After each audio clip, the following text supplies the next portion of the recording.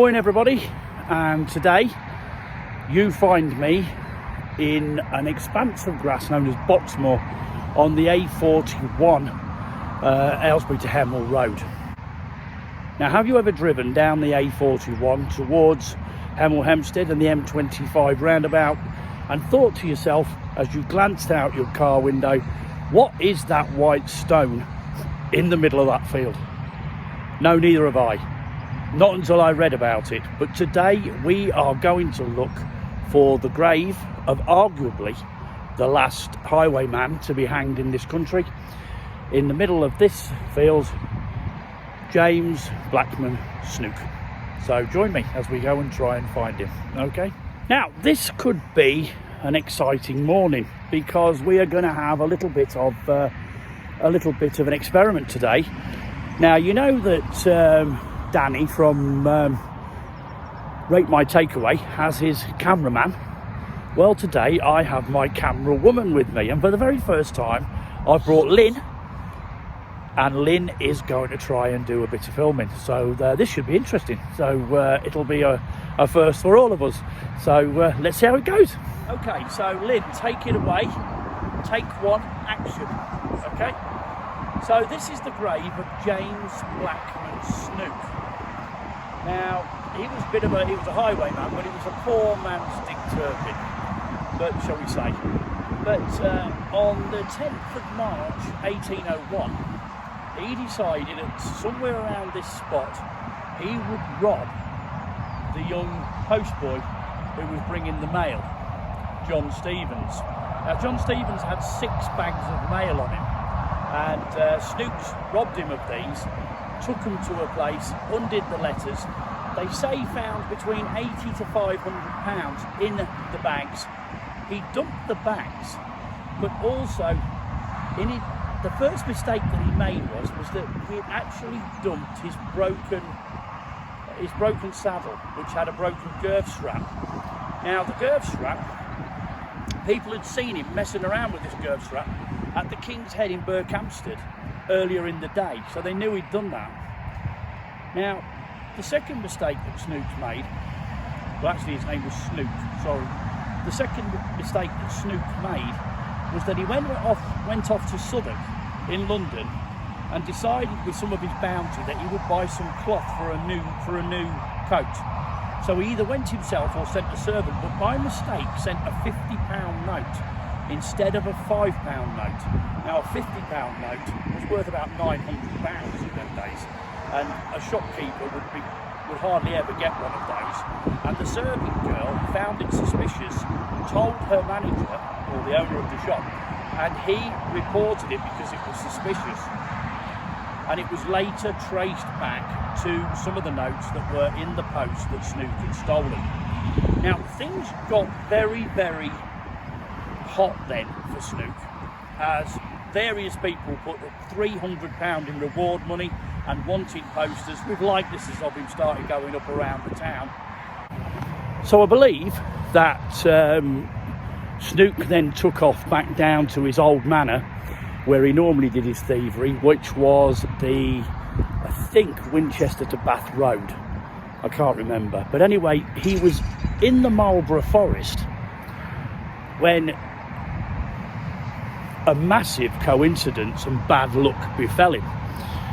The driver of a post chaise, which was a fast moving carriage for taking mail around and also held 4 passengers, came across Snook in the Marlborough Forest. Now, whether in the Marlborough Forest Snook was carrying out a crime or whether he was just there at an inn or I don't know what, but the thing was that William Salt recognised Snook for the reason he went to school with him in Hungerford.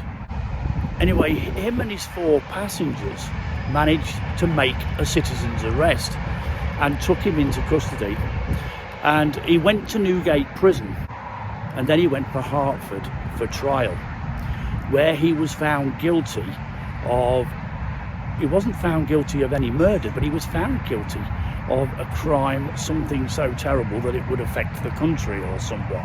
I'll find you the full title of it when I get back. And he was sentenced to be hung at the nearest tree to where he had committed the crime, on Boxmoor, near Bourne End, which is around about here. So he was brought here. The day was made a bank holiday. As usual, it was a carnival atmosphere for a hanging. You couldn't beat a good hanging. Kids and everything having a great time. And he stopped on the way for his last drink at the local pub. And when the guards hurried him along, he said, "Don't hurry me," he said, "the fun can't begin until I get there." Anyway, he was brought, they think, around about here. This is an approximation of the spot where he was buried.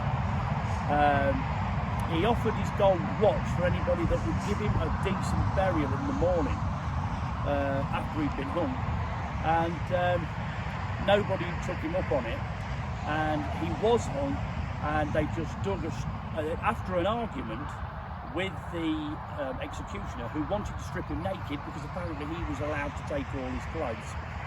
They dug a very shallow grave, threw some straw in it, covered him over and left him.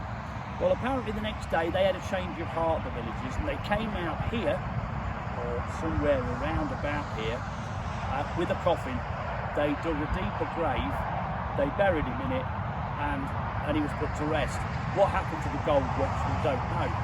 Anyway, in 1904, the Boxmoor Trust, for some reason, decided they wanted to make a memorial to Snook. And here it is. And over the years, even though it's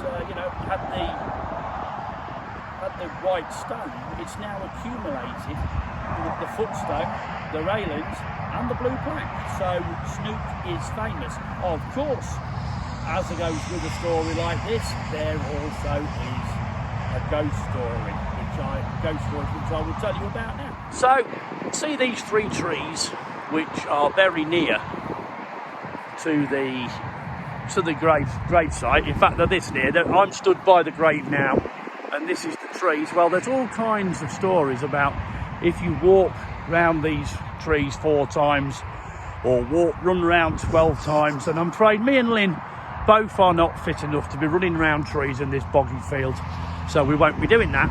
But if you do that, you can summon the ghost of Snookes, which, I don't know, seems a bit weird because he might not actually be here.